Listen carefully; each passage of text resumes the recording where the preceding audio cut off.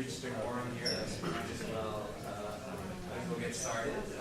It's a great pleasure to welcome Professor Eric Poisson to CITA. He's going to be with us for a full year, actually. He's taking a sabbatical away from his regular job as the chair of the Department of Physics at the University of Guelph. And yeah, so Eric, he's got, of course, the perfect name for someone working on gravity, and he also has a textbook which you can investigate or you can purchase after the talk. So, right, I'll be signing copies of the back. So excited to hear it. Yeah, well, thank you very much for the introduction, and thank you all for being here. Started my sabbatical about 2 weeks ago, and it's been very good so far. And the atmosphere here certainly is very positive. I want to tell you some stuff that I've been doing and recently published with Stephanie Taylor, who was a master's student with me at the University of Guelph. She's defended her master's this summer. And what we've done is to look at the tidal dynamics of black holes in a rather specific context, but what I'll do here is to give you a little bit of background before I go deeply into the actual calculation that we did. And just to give you a heads up, so I'm going to be dealing with a black hole in terms of its strong gravitational field. I'm not going to compromise the description of the gravity of the black hole. I'm going to deal with it in full strong field GR. But the tidal environment in which the black hole resides is going to be modeled in post-Newtonian theory, assuming that the tidal environment itself is producing a weak gravitational field. But I'll come to that a little bit later. So before I go on, so I'll tell you a little bit about the goals and motivations. That's the sales pitch for the work.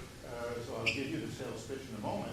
I'll spend a little bit of time talking to you about Newtonian tides, expecting that you know all of this, but I figure it's always a good start to start a talk with things that the audience knows. It makes them feel better, and it makes me feel also better because I get to introduce some ideas that are going to be relevant in the relativistic discussion in a rather simple context.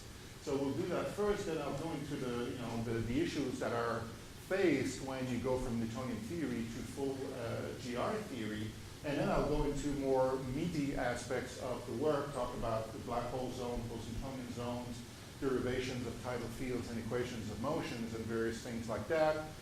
That's the technical aspects of the talk, but I hope that by then you'll get hooked with the ideas that I introduce here, and I won't go too deeply into the technical aspects, although I'll describe, I'll give you a flavor of what they're about.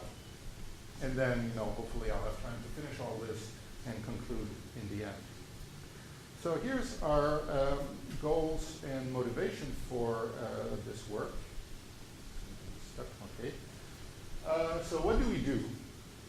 Well, to calculate the structure of space-time around a black hole that's not in perfect isolation but is perturbed by other bodies, what we need to do in general relativity is to calculate the metric that describes the gravitational field around the black hole. So that's what I want to do here. I want to calculate the metric of a black hole that here is going to be assumed to be non-rotating, so that's a non-rotating black hole.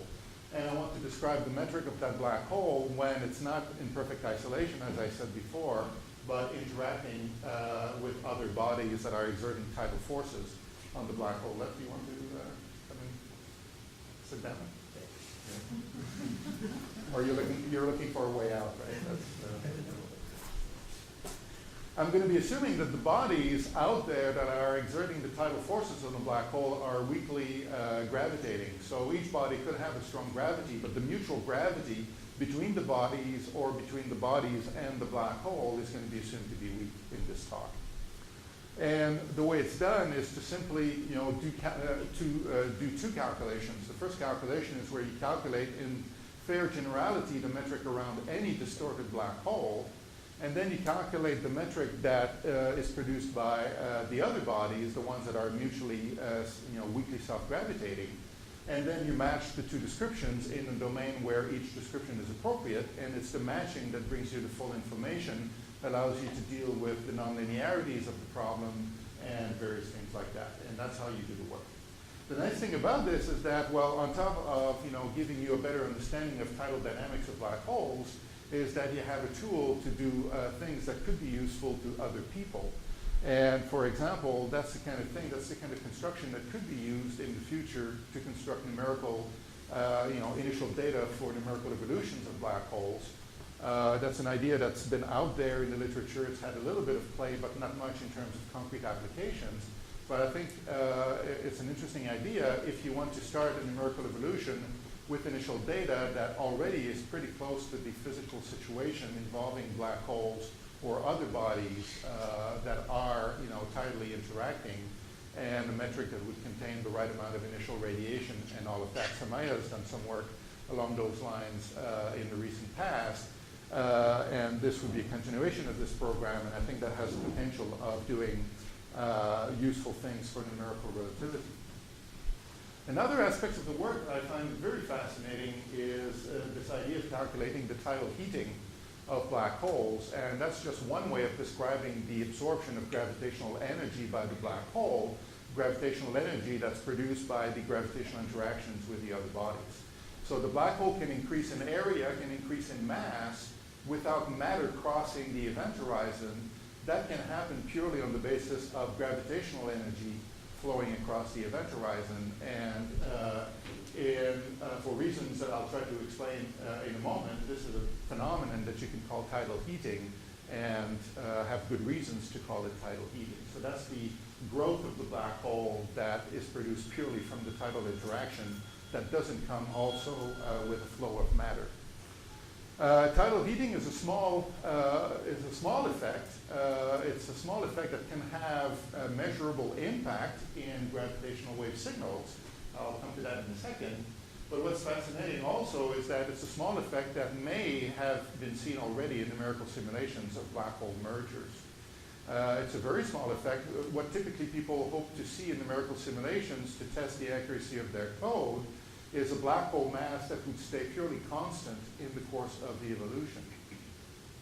At the best of the resolution that these guys can produce, and they have the best accuracy out there at the moment to describe the inspiral of two black holes, they cannot actually maintain the mass to be constant. They actually see a very small growth in the mass.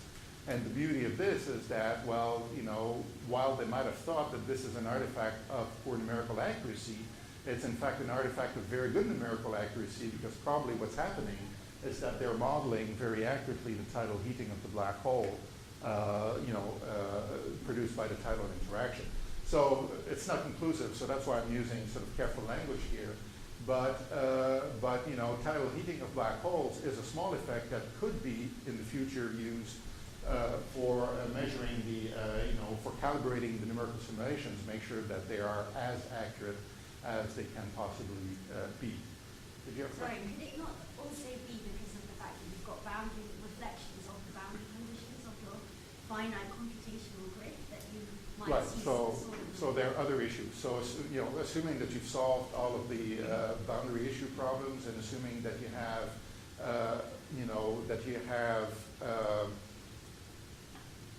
extrapolated down to zero grid size, because the effect tends to be sensitive on the grid spacing, on the resolution of the code.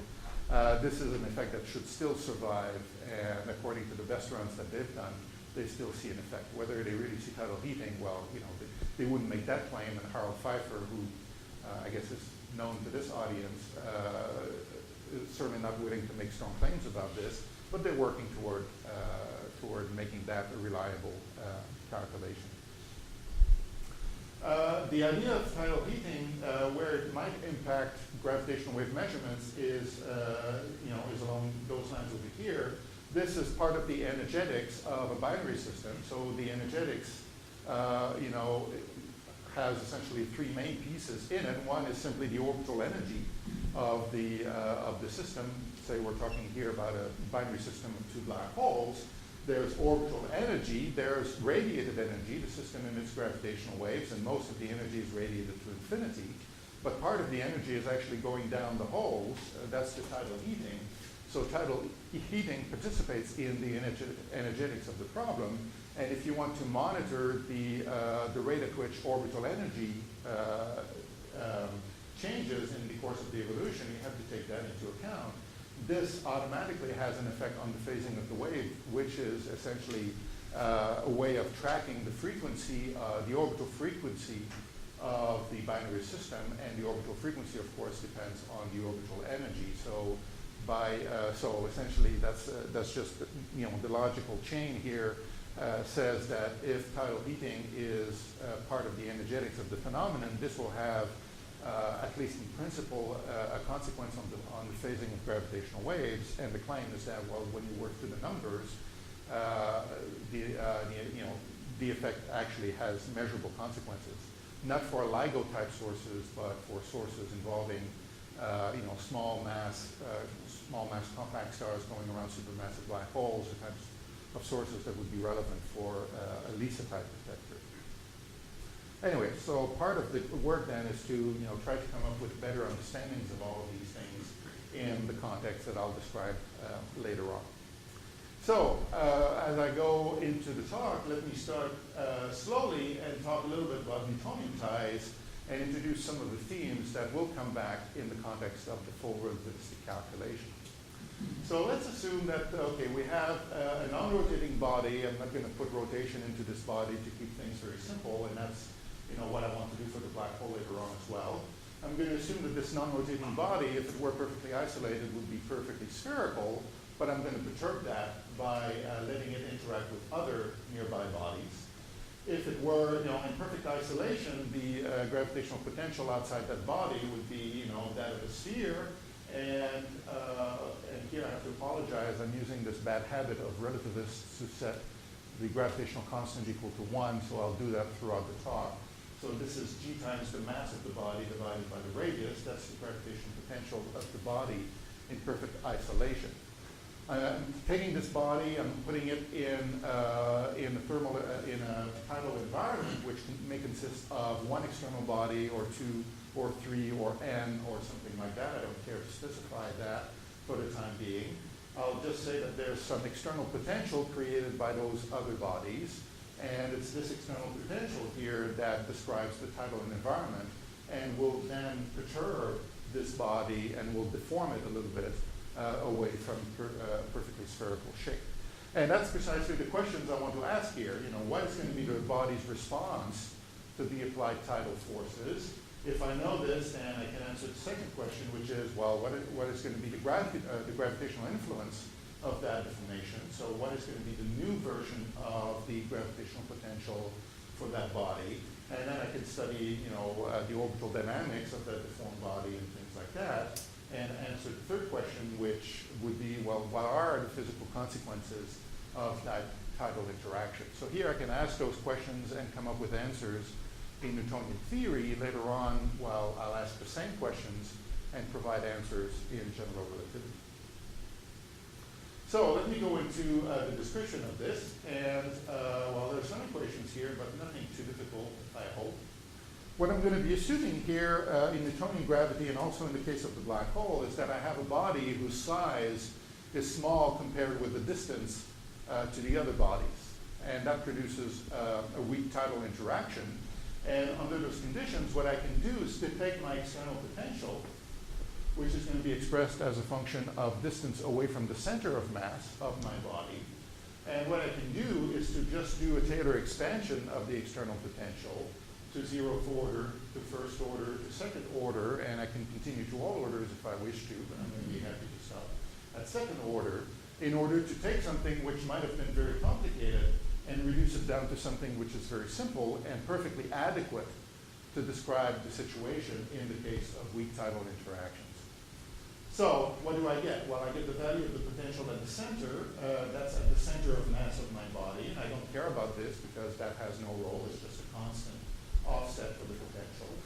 I have a linear term which describes the center of mass acceleration of my body.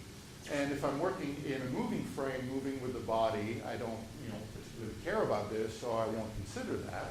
The interesting piece of the expansion starts at second order, because it's that piece that actually describes at the leading order the tidal field. So pictorially, you know what's going on. This is the gravitational field at each point within the body. If I subtract away the average I get this typical quadrupolar tidal field that will produce a bulge, will produce a deformation in the body in direction toward the third body. And that force field over here is described by this potential right here, which is quadratic in the distance away from the center of mass.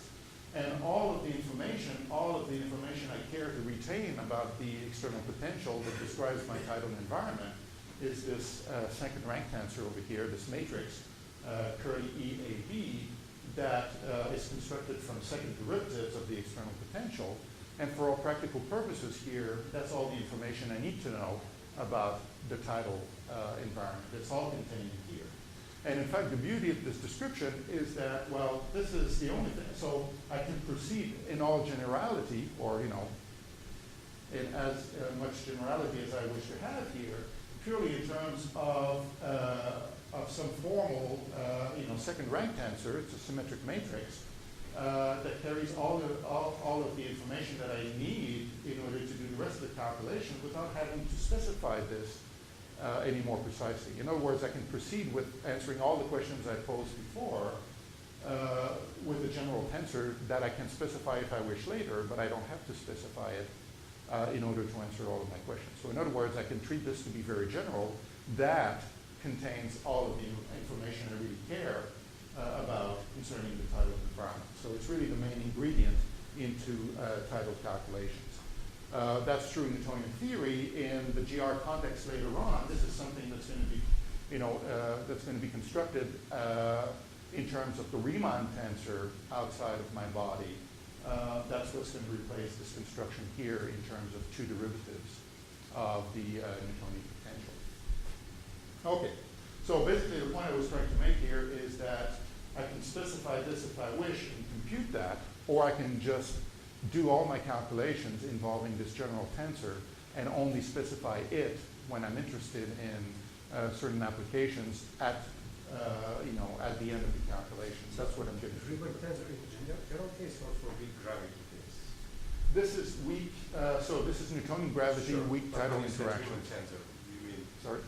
when you said Riemann tensor, you mean if you do weak gravity in the population of Riemann tensor, this Okay, yeah, so if I were doing a weak gravity calculation in GR, that would be the expression that I get for the Riemann tensor. What I was trying to say is that in the full GR context, I'm going to have an object, and I'm going to call this. It's not going to be defined in this way. It's going to be defined directly in terms of the Riemann tensor without this connection made, because it's not appropriate in full GR.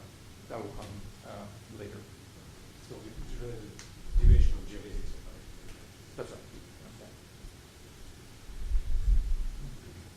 Okay, so this is how I describe my tidal environment in all generality, or at least, to leading order in the tidal interaction. And if I wanted more accuracy, I could add multiples. That's not a problem.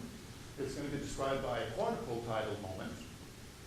And what I can do is to proceed with a calculation of how the body will respond to that tidal field. And what I want to do here is to come up with a good measure of the non-spherical nature of the deformed body. And for that, I can use a quadrupole moment tensor of the mass distribution inside the body. This will be 0 if I'm dealing with a spherical body. It's going to be non-zero if there's a tidal deformation. And it's not an accident that here I have a tidal field that's quadrupole, giving rise to a deformation that also is going to be described by a quadrupole moment tensor. If I added multiples here, I would add multiples there, and they would sort of come step by step, one with the other. If I can calculate this, then I know how to answer the question about how the tidal interaction will modify the gravitational field around the body, because, if this is the gravitational potential of a spherical body, this, including the quadrupole term, is going to be the gravitational potential of the deformed body, and I could add multiples to that if I wanted to. So this gives me the tidal environment, this gives me the response, and this then gives me the improved description of the gravity around my deformed body. The key step in completing the calculation is to provide a relationship between those two things. This is the acting field. This is the deformation that's going to be produced by this acting field. And the hard part of the calculation here is to relate those two things. And that requires a model for the body. And here you take your pick. You can be very sophisticated and do that right for for a realistic stellar interior, or you can do what I did, which is to do something very simple. For example, assuming an incompressible fluid, and just for the heck of it, I decided to add viscosity to that, just to bring a little bit more physics into the picture. Bottom line is that in order to relate the quadrupole deformation of the body to the tidal field, you need to produce a model for the body interior, and you need to, well, do a fairly detailed calculation of that. In Newtonian theory, this is where the hard part of the problem is. And I want to mention this because in GR, in the case of black hole, well, there's no interior to model. All you're dealing with in that context is the vacuum space-time outside the black hole. So this part in GR is very simple. The difficulties come elsewhere, but I'll come to that later. Okay, so what do you do here? Well, in this particular case, I just solved the Navier-Stokes equation for my, fluid body, taking into account the viscosity and all of this. But basically, the result is very simple to justify. The deformation is going to be proportional to the applied force. If this is weak, the deformation is going to be weak, and they're going to be proportional to one another. You have to throw in a factor of the radius of the body to the fifth power to get the dimensions to come out right, if you allow me the factors of g that are missing here. So this and this essentially come for free, and you get your quadrupole moment deformation. The thing that comes after long calculation is this 1/2, which you may or may not care about. In fact, I could have inserted a free constant here, called it the love number, and I would have been just as happy with my answer. Basically, I don't care about factors of what have you. Another twist to the calculation has to do with the fact that the deformation now depends not on the applied force now, it depends on what the force was doing a little bit before. And that has to do with the damping that takes place within my body that's produced by the viscosity that I wanted to put there. So there's a little bit of delay going on. The viscous delay that I'm defining here is a time scale that is set mostly by the viscosity of my internal body. And again, you throw in all the factors that are relevant here, the radius of the body, the mass of the body, the kinematic viscosity for that body, and you do a very long calculation just to figure out that the coefficient in front turned out to be 19/2 instead of something else. So I would have thrown in another free constant in front, and that would have been just as well. So again, to emphasize, this is the hard part of the calculation where you actually figure out, given a model, the relationship between the quadrupole deformation of the body and the applied tidal field. And most of the stuff comes for free by dimensional analysis. The hard part is to produce those constants. You remind us, the minus sign means that the deformation reduces the tidal shear field at the surface? Sorry, say again? Does the minus sign mean that a fluid has less of a tidal field than a rigid body in the presence of the field? No, I think you're talking about this sign here? Yeah. The sign simply has to do with the bulge pointing in the direction of the external body. Yes, so that reduces the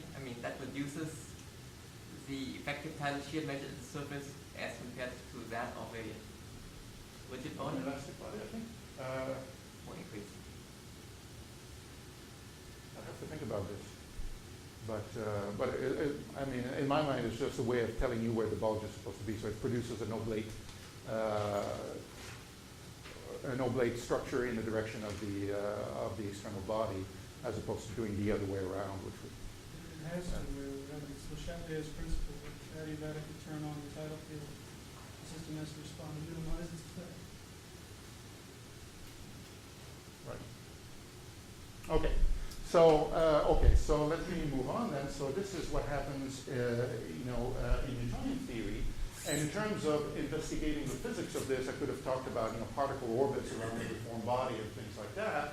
But one effect that turns out to be interesting, and we'll come back in the black hole case, has to do with the fact that, well, there's actually this mismatch that I talked about before, this time delay between the action of the force and the deformation of the body, and that phase mismatch has some rather interesting consequences. That has to do with the fact that there's going to be net work done. The tidal forces are going to do net work on the body, and this is something for which you can calculate the work done. So the rate at which work is being done by the tidal forces on the body turns out to be proportional to the time derivative of the tidal forces squared, with an explicit factor of the time scale for dissipation within the body, that viscous delay quantity that I introduced last time. So with viscosity, you have the possibility of producing this phase mismatch, so you have the possibility of having net work being done on the system if your tidal field has a time, so if the tidal interaction has a time dependence to it. And the effect of viscosity essentially is to dissipate all of that work into heat. So the work is done in the body, and that work is dissipated by heat through the viscous action within the fluid, and essentially that gives you a mechanism to dissipate a lot of heat inside your body. And I'm sure all of you will be aware of the fact that Io has volcanic activity that's actually fed by the tidal forces acting on it by Jupiter. And essentially, while that's not a model that's appropriate for Io is not a fluid ball, but models of Io's response to tidal interactions is essentially along the lines that I've described here. You just use tidal forces to calculate, so you specify the tidal environment created by Jupiter. You do this calculation of how much work is done by the tidal forces. You worry about the time dependence and the fact that, well, although Io's space is always in the same direction as Jupiter, there's a time dependence that comes from the eccentricity of the orbit. You do all of that, you model Io's interior, and you end up with something that matches measurements quite well. So tidal heating is pretty cool stuff, and I wanted to talk about it here in the Newtonian context because it will be relevant in the relativistic context later on. Okay, so the last part of giving a complete Newtonian description of tidal dynamics has to do with the fact that, okay, before I said I can do everything. I can calculate the response of my body. I can extract the tidal heating. I can do all of that for general tidal tensors, curly EAB. So I don't care what it is to do all of those calculations. If I want to consider specific applications, I'd better specify the tidal environment and come up with an explicit expression for that tidal tensor. And in Newtonian theory, that's the easy part of the calculation. You just say, okay, my tidal environment is going to be one external mass, say on the circular orbit around the original body. So the external potential is going to be the external mass divided by the radius of the orbit. And then I can take two derivatives of this and end up very simply with that expression for the tidal tensor that tells me that even though the magnitude of the tidal forces is constant, there's a time dependence here that purely comes from the directionality of the body. So there's a time dependence that comes through the vector n here, which points from the original body to the external body, and that direction changes with time, which means that the orientation of the tensor changes with time, and that's good enough a time dependence to produce all of those things that I talked about, including the tidal heating. That's the easy part of the calculation in Newtonian theory. The hard part was the modeling of the interior. In GR, it's the other way around. Modeling the body is going to be very simple. If it's a black hole, I don't have an interior to model. But doing the GR equivalent to this is going to be very hard because in Newtonian theory, I can add potentials. I have a linear theory and I can superpose potentials. In GR, I have a nonlinear theory and I cannot do that. So this calculation in GR is much more difficult, and that's what I wanted to talk about in the more technical portion of this talk. So what do you need to do if you're going to do relativistic tides within GR? Well, all the questions and all the ingredients that I've introduced in the Newtonian context, resurface here. First of all, you need good definitions. You need good handles on what you're going to mean by the tidal fields in this context. In the Newtonian context, I was able to introduce this guy and define it in terms of derivatives of the Newtonian potential. That's not appropriate anymore in GR. I don't have a Newtonian potential in GR to take derivatives of. So I'm going to have a better definition for this that will come directly from the Riemann tensor, as I told you before. But more than that, because now I'm working in full GR, I have more components of the Riemann tensor than I did previously in the weak field context. So instead of having one type of tidal field, E, I'm going to have two types, E and B. E is essentially produced by static masses. B is produced by moving masses. This is the part of the Riemann tensor that has to do with frame dragging effects. I won't go too much into that. I'll just point to the fact right now that instead of having one type of tidal tensor in GR, we have two of them, one associated with frame dragging type effects. Is it related to E and H? GR? Yeah, so the way to think about this is to think of the Riemann tensor being decomposed into a time and spatial directions. This is normally called H. Those would be the magnetic type components of the Riemann tensor. Those would be the electric type When we're components. doing the classical structure in GR context, those things, They play a role too. Yeah, that's and right. then nicely reduced only to Newtonian tidal force and the Newtonian limit. That's right, and that's true as well here. So in the weak field limit, this reduces to the quantity I've defined previously. So what do we want to do in the relativistic context? Well, we want to do all of those things that we did in the Newtonian side of things. So I want to describe how the black hole responds to the tidal environment. I could do it with a Newtonian body before. I want to be able to do it with a black hole. The appropriate way of doing it with a black hole is to talk about the deformation in the metric tensor that's produced by the tidal environment. So my black hole is going to have a metric that's no longer going to be the Schwarzschild metric, and I have to introduce a deformation of the Schwarzschild metric to account for the tidal effects. I want to extract physical consequences from all of this eventually and talk about things like tidal heating, the absorption of tidal energy essentially by the black hole. So that's something that could be done also on the basis of general tidal moments. So in the same way that in the Newtonian theory I could do a lot of calculations without specifying what this was, do calculations that hold once and for all no matter what this is, I can do that also in the relativistic context. So I can talk about the deformation of the metric, I can talk about the deformation of the black hole for arbitrary tidal tensors. I don't care what they are. I can talk about the tidal heating of the black hole without specifying what they are. But again, if I want to consider a specific application, I have to be able to calculate these things. For example, based on the idea that my tidal environment is one external body that could be another black hole, for example. And that's the meat of the calculation that Stephanie and I did, and that's what I want to describe mostly in the rest of the talk.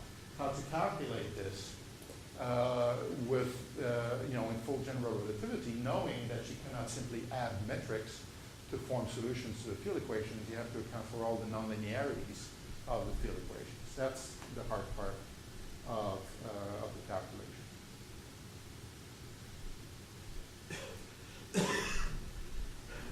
Okay, so just to specify a bit more precisely what I want to do, I'm going to take my black hole, which in isolation would be a Schwarzschild black hole, and I'm going to place it within the tidal environment. And here I'm going to say there's some matter out there, and for a while I won't specify what that matter distribution is. It could be a continuous distribution of matter. It could be an arbitrary number of condensed bodies. Those bodies could be diffuse. They could be low density stars, or there could be neutron stars, or they could even be additional black holes. I can do all of that all at once. The key assumption, though, is that I'm going to assume that the mutual gravity between those external bodies is going to be weak, so that I can model or I can calculate the gravity of the tidal environment based on an approximation to GR, which is called post-Newtonian theory, which is essentially the approximation that tells you that the leading order in weak fields, GR reduces to Newtonian theory, but then you add corrections to that, and you get post-Newtonian theory. So the black hole itself is going to have strong gravity. So here I'm not going to compromise. So I'm going to deal with a very strongly gravitating body immersed in a tidal environment, which itself is weakly gravitating. All the mutual gravities is going to be arguably weak. And that's what I just said. I'm going to do all the calculations here within the first post-Newtonian approximation, which means that I include all of Newtonian theory, and add corrections that are going to be of order v over c squared, or of order of the Newtonian potential beyond the leading Newtonian order. But I don't go beyond that. Okay, so this is the main idea. This is the purpose. I mean, this is what Stephanie and I set out to do. And what I'm going to do now for the next, 20 minutes or so is to give you a flavor of how this calculation is done. And I won't go through a lot of details, but I want to explain the ideas behind the calculation. And the ideas, begin with this picture. So what we're going to have here are two zones. One that I'm going to call the black hole zone, and the other one that I'm going to call the post-Newtonian zone. The post-Newtonian zone is that big blue oval over there. That's where all of my external matter is, and this is a zone where gravity is assumed to be weak enough so that post-Newtonian theory is adequate. The black hole zone is going to be the neighborhood of the black hole where gravity is strong. So let me be a bit more precise about this. This is my black hole, and around the black hole up to this circle over here, which really is a representation of the sphere, I'm assuming that gravity, so gravity now down the black hole is very strong, and as I go outside, progressively it becomes weaker. What I have inside this neighborhood is a tidally deformed black hole, and I can assume that within this neighborhood over here, that the tidal interaction is actually weak. The deformation created by the tidal interaction is also weak. So everywhere within the black hole zone, the union of the yellow and green regions here, I can assume that while gravity is strong, I have that, but I can assume that the tidal interaction is weak, and I can apply essentially ideas of black hole perturbation theory to calculate the metric inside this region. So this is one calculation that I can do. I can calculate the metric in the neighborhood of the black hole, not knowing what lives beyond this local neighborhood. And I can do that in all generality and introduce a number of tidal moments analogous to the E and B fields, or analogous to the E tidal moment that I introduced before in the Newtonian context. This is the black hole zone, where gravity is strong, but the tidal interaction is weak. The post-Newtonian zone is everywhere out there where gravity is weak. This is where the external matter lives. This is a region that I can describe using post-Newtonian theory, and that description applies all the way down to the green, well, to the yellow circle over here. So I can assume that gravity is weak all the way down here, and I can calculate the metric everywhere out here using post-Newtonian theory. And what you'll notice here is that there's a region of overlap. The first calculation applies over here. The second calculation, where I do everything within post-Newtonian theory, applies down to here, not beyond, because gravity is too strong beyond this. And there's a regime over here, the green circle. There's a green overlap region here where the two descriptions are equally valid. And what I can do is to do two separate calculations and match them where I can match them in this green region. The first calculation, where I have the deformed black hole, has all sorts of undetermined quantities within it, the tidal moments being the main ones. So I can calculate the metric here, but I don't know what the tidal moments are. I can calculate the post-Newtonian metric over here, but again, I'm missing some information.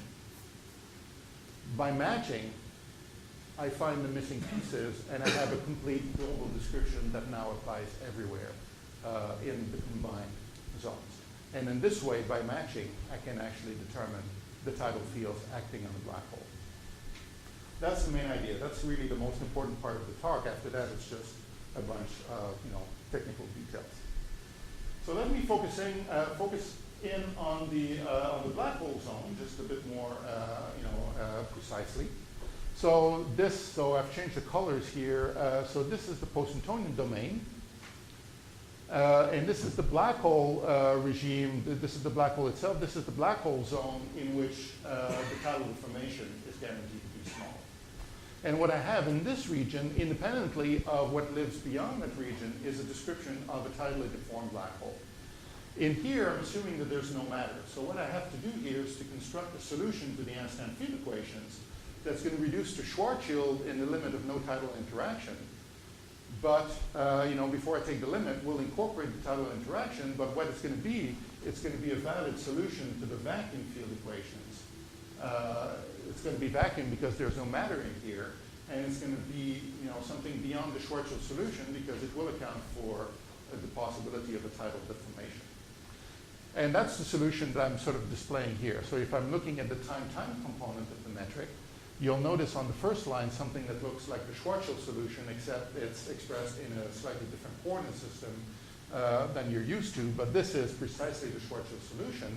The next term over here describes the tidal environment, describes the tidal distortion of the Schwarzschild solution, parameterized in terms of an arbitrary tidal moment tensor, completely analogous to what I had in the Newtonian situation, but an object that I can define precisely in terms of the Riemann tensor far away from the black hole.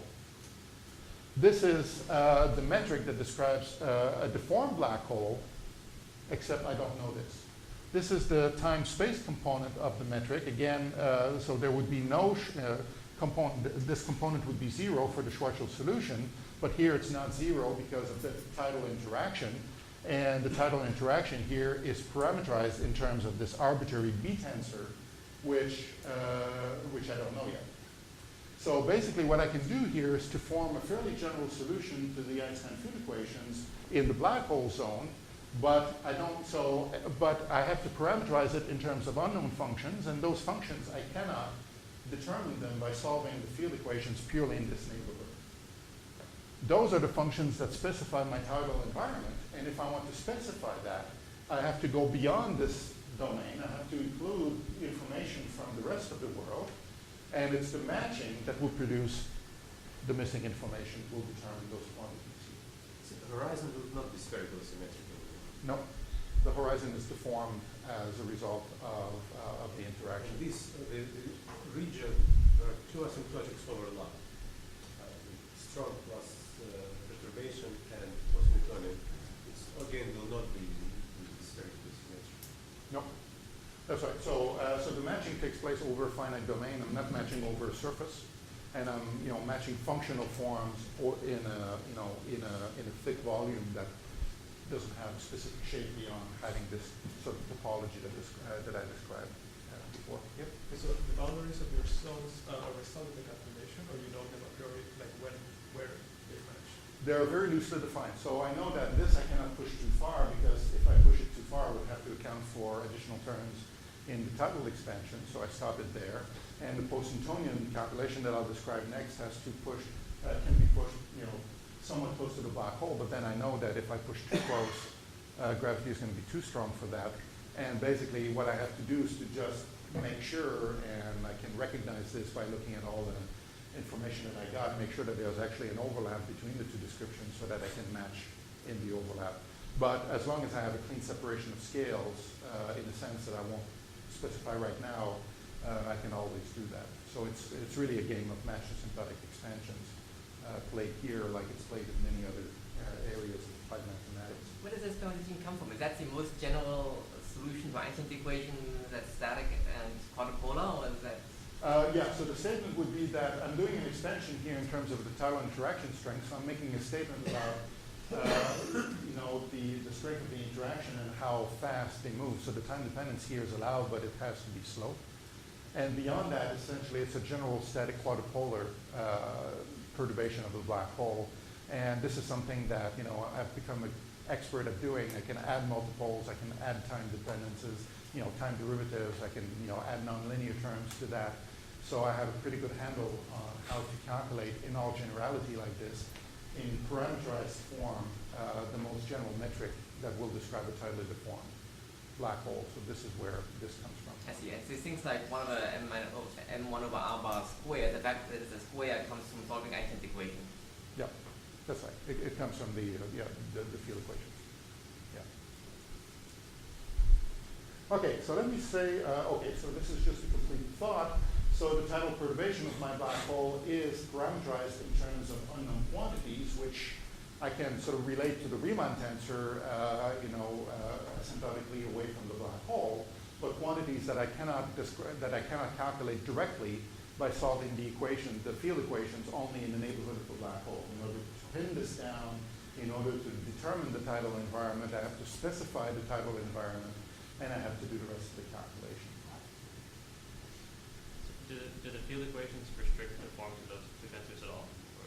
No, so they're arbitrary. The only restriction is that, well, they're symmetric trace-free tensors. So that's the only thing that arises from the calculation. So any tensor like this here will be a valid, so you substitute anything you want here and you'll have a valid solution to the field equations. And that's not surprising because, you know, the deformed black hole will be deformed no matter what is deforming it, and all of that information is contained in those functions. Okay, let me describe the post-Newtonian side of the calculation. So here we go to, you know, in the rest of the world, we exclude the black hole because gravity is too strong there. So we have a region around the black hole where gravity is weak enough that we can, you know, do all the calculations within post-Newtonian theory. Again, I won't describe all of the details of post-Newtonian theory, but the idea here is that you're constructing a weak field approximation to full general relativity, and you can parameterize the corrections in factors of, you know, in powers of the speed of light, the inverse speed of light. So for example, the time-time component of the metric would be -1 to leading order, that would be Minkowski spacetime. You add a correction to this, which would give you Newtonian gravity in terms of the usual Newtonian potential at 1/c squared. And then if you include the next correction at 1/c⁴, well, you have to do two things. You have to insert an additional post-Newtonian potential, which is above and beyond what you already had in the Newtonian description. And then you sort of make things nicer for yourself by accounting partially for the nonlinearities of the problem by putting it here, putting a square of the Newtonian potential into the metric. So you have to introduce an additional potential at post-Newtonian order. You also have to introduce a vector potential in the time-space components of the metric. So I'm going to be solving the post-Newtonian field equations over here, but I'm interested in the neighborhood around the black hole where there's no matter. So I'm going to be solving those equations in the absence of matter. Well, the Newtonian version of this calculation is easy. So without matter, the Newtonian potential satisfies Laplace's equation. And that's a linear equation, so that's a good starting point. And what I can do here is to construct a solution that contains a black hole located somewhere. And then I can also put in an external potential that will again describe the tidal environment. And that's back to what we did before in the case of Newtonian theory, but now it's done in the context of post-Newtonian theory. So essentially all my potentials will satisfy equations of this form. There's still some nonlinearities going around in this calculation, but so you have to worry about them. But essentially, it boils down to constructing potentials that will have a black hole piece and an external piece. And this is what you would do to describe within post-Newtonian theory the presence of a black hole. It's very important here that you've excluded the immediate vicinity of the black hole from your metric. This is where x is equal to z. And this region is excluded from my post-Newtonian domain, so I'm not concerned about this piece blowing up when x goes to z because I'm not allowed to go there. This is always small, and that's key. I have to be working in a regime where this is always small. I'm never going to take the limit where x goes to z. The black hole is excised from the post-Newtonian domain. The external potentials are very smooth functions, and in fact, I could take, you know, the limit where x goes to z here without encountering problems, and I will do that mathematically. But this is just to say that what would be singular pieces in the potential are not actually singular because my black hole is excised from the domain where this solution is valid. Okay, so you fill in the details, you construct the post-Newtonian metric everywhere in its domain of validity, and you model the black hole in this construction in terms of a monopole that lives at x equals z, which is outside of your domain. Now there's some technical things that I need to mention. I won't go into details of this, but one thing that happens here is that when you're actually solving the equations of post-Newtonian theory, you want to be working in an inertial frame that's going to be attached to the center of mass of the combined system, what's normally called the barycenter of the full system, including black hole and all the other bodies.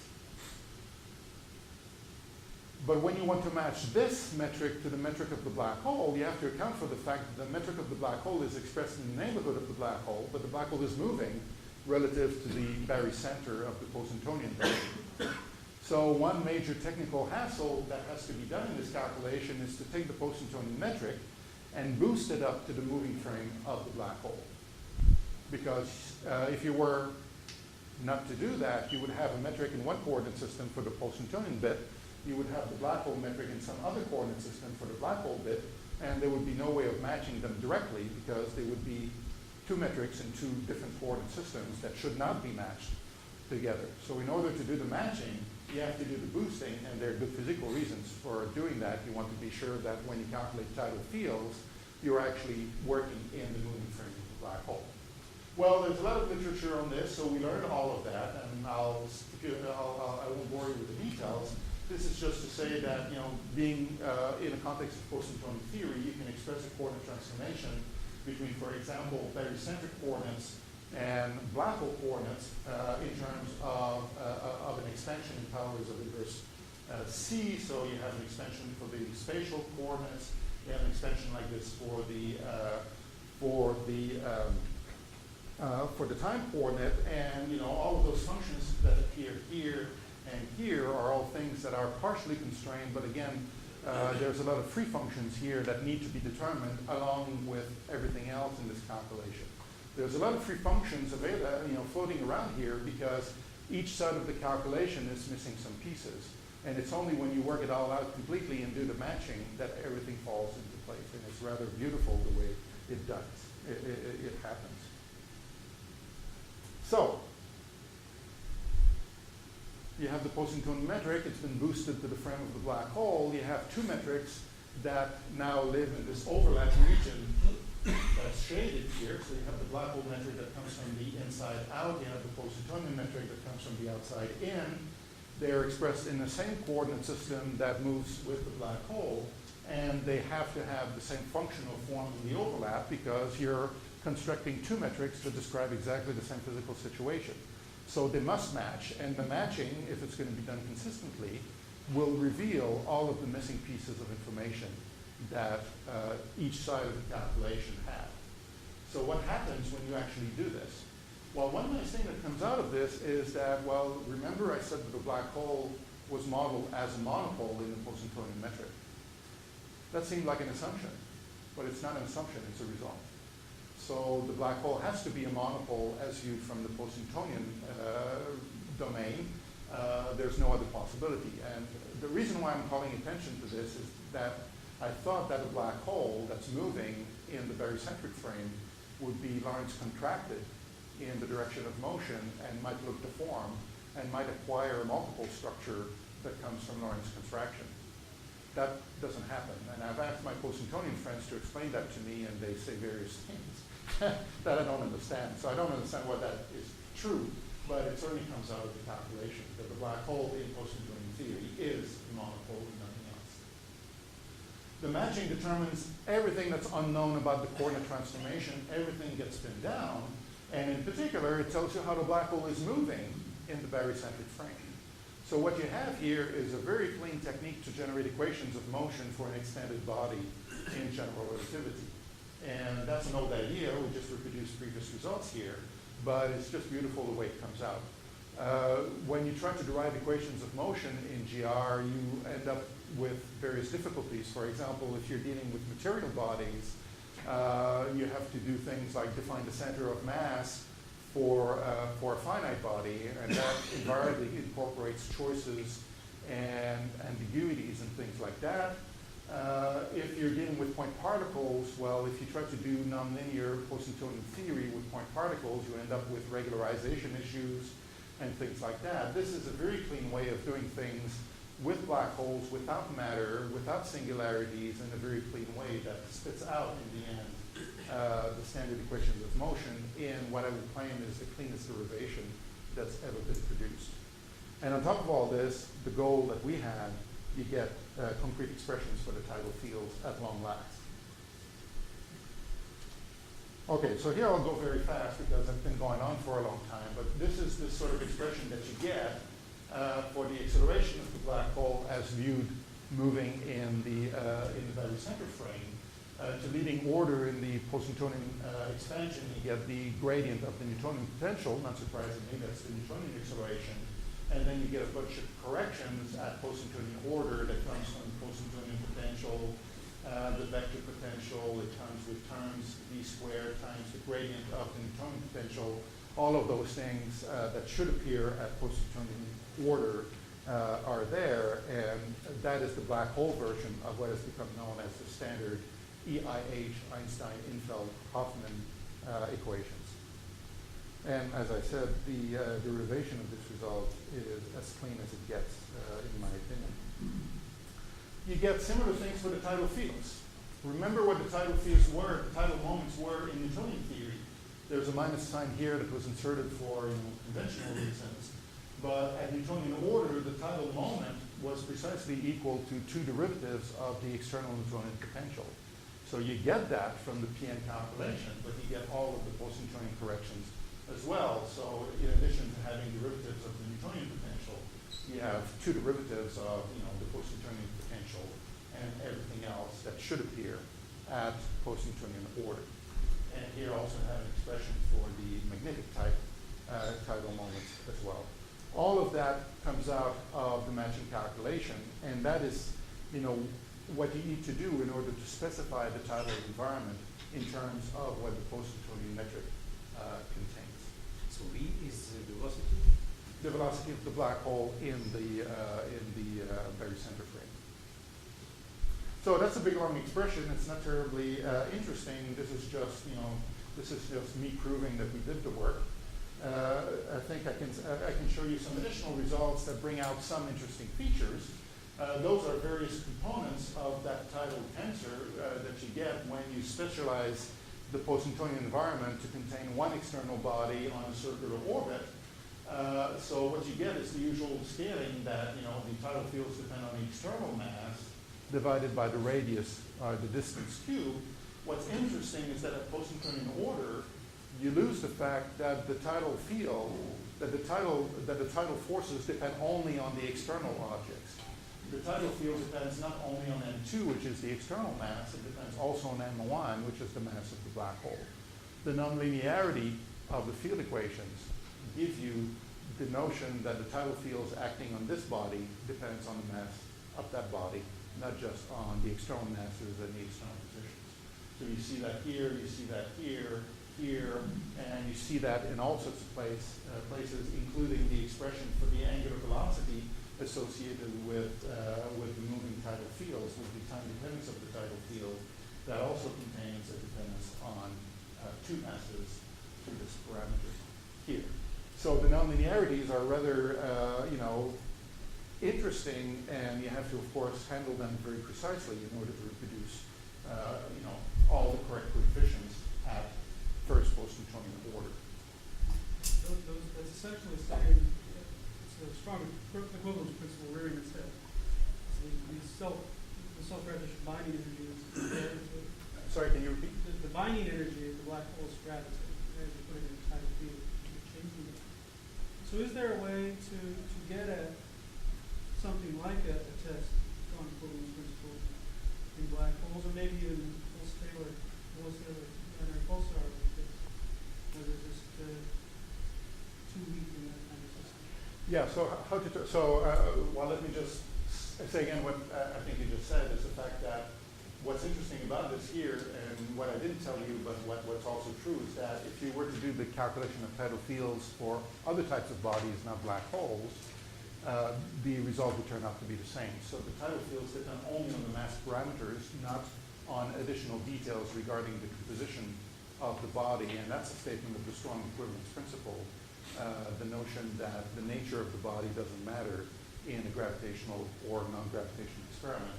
So the question was, can you turn that into a test of the strong equivalence principle? Can you go and measure the tidal action, the tidal interaction between neutron stars and black holes and black holes, diffuse stars and other diffuse stars, and try to really show that all those tidal interactions are exactly the same? Hopefully the answer is yes, and hopefully it will be done, but I guess, tidal effects are difficult to measure. So it's probably not going to be a precise test, but it would be very nice to probe that, aspects of general relativistic gravity.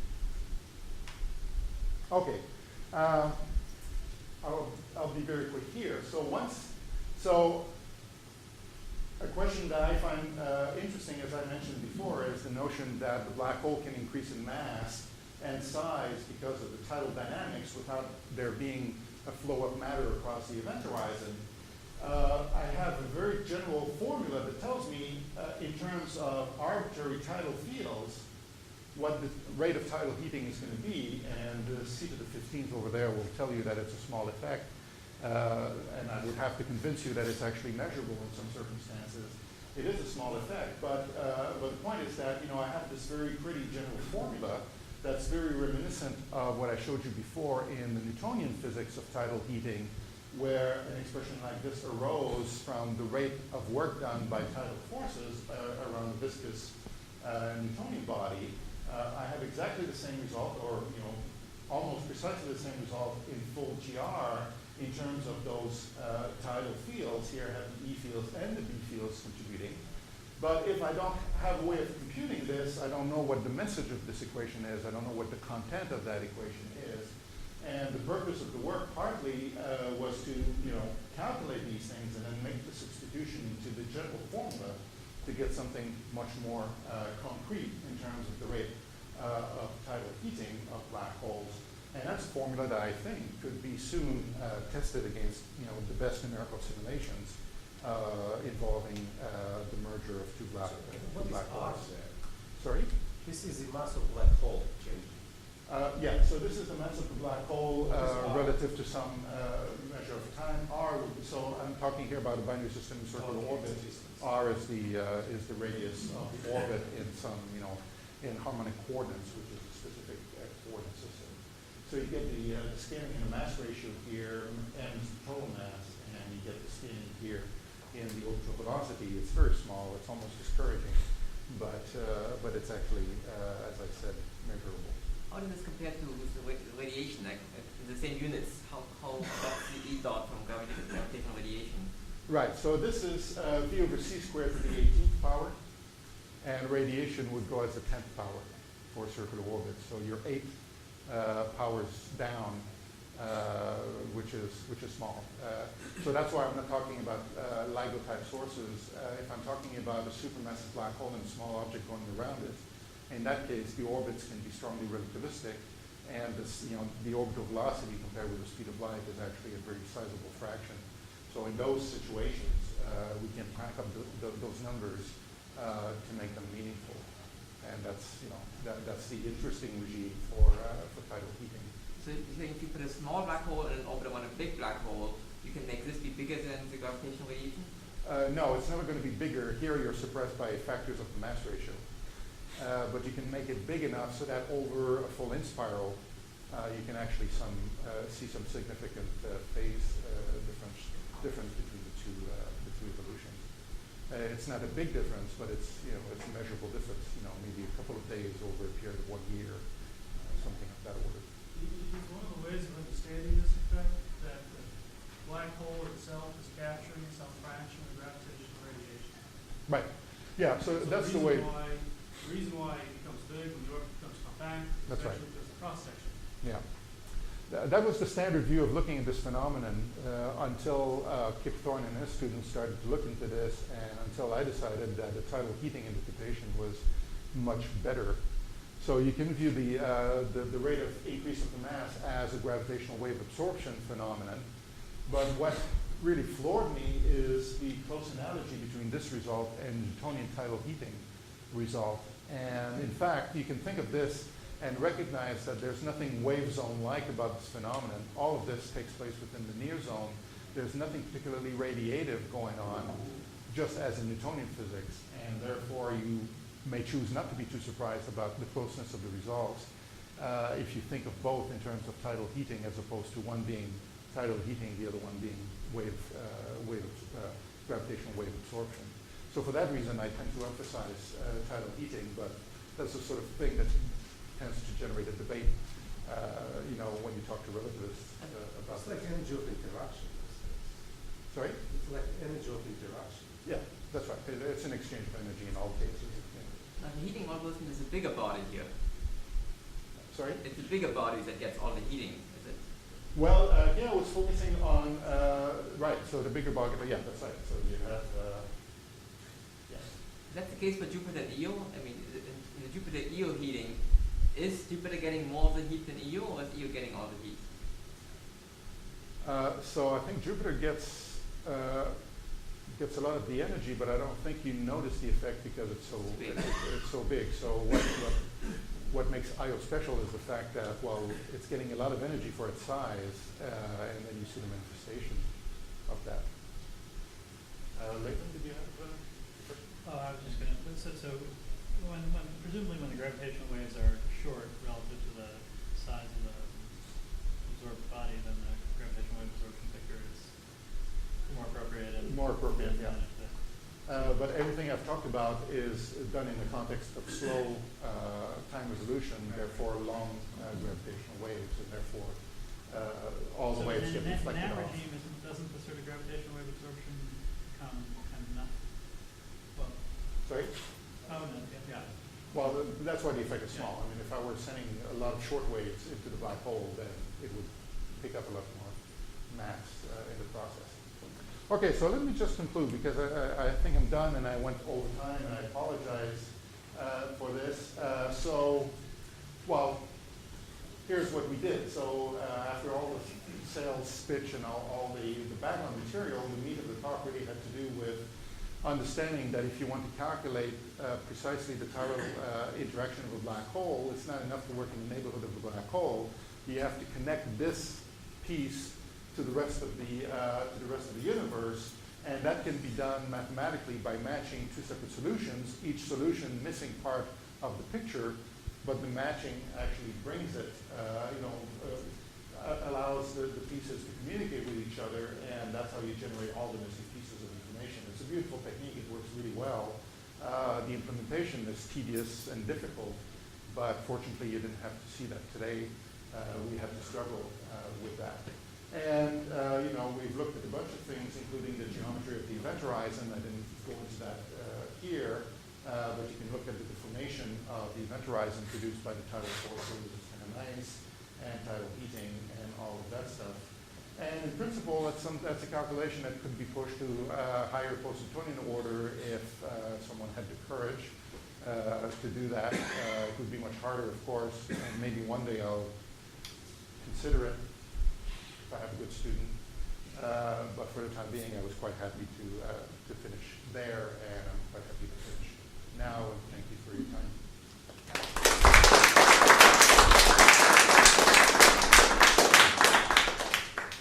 Chris? So if you put a black hole in a tidal field, does anything interesting happen to the spectrum of its normal modes, the second order?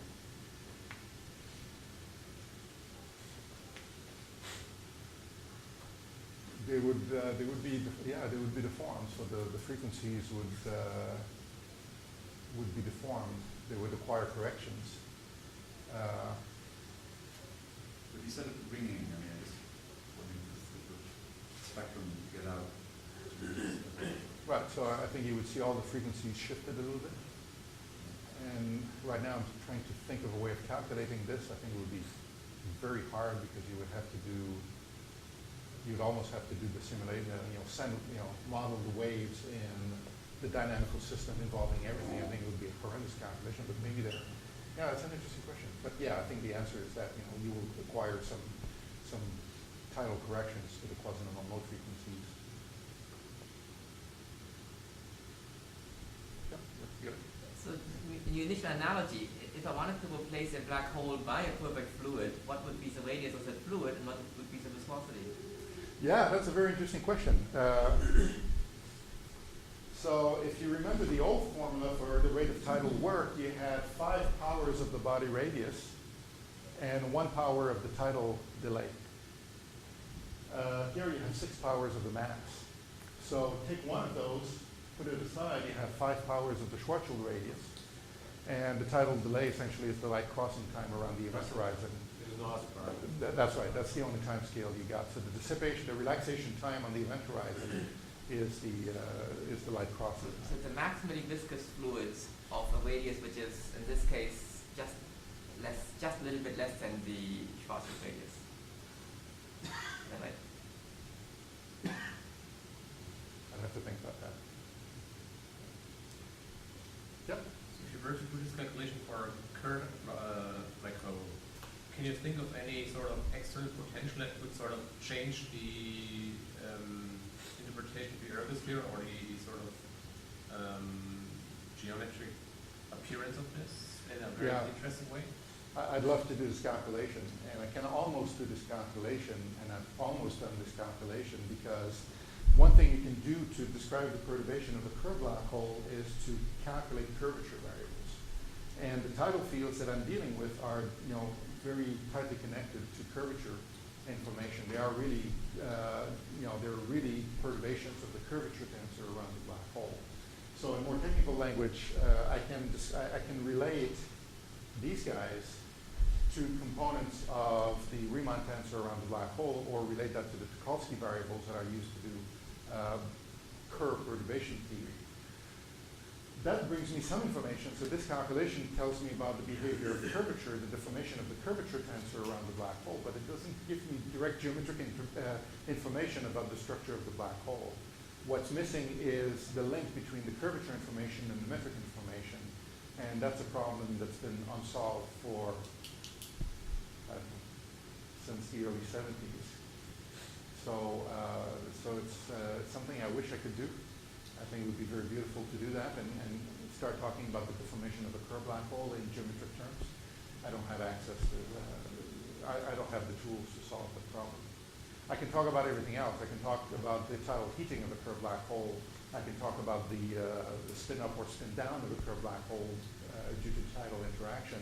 All of that can be based on curvature information, but because I don't have access to the metric perturbation, I'm missing pieces of that problem. So yeah, so we can ask Eric more questions both upstairs at T and over the next year. So let's thank him one more time.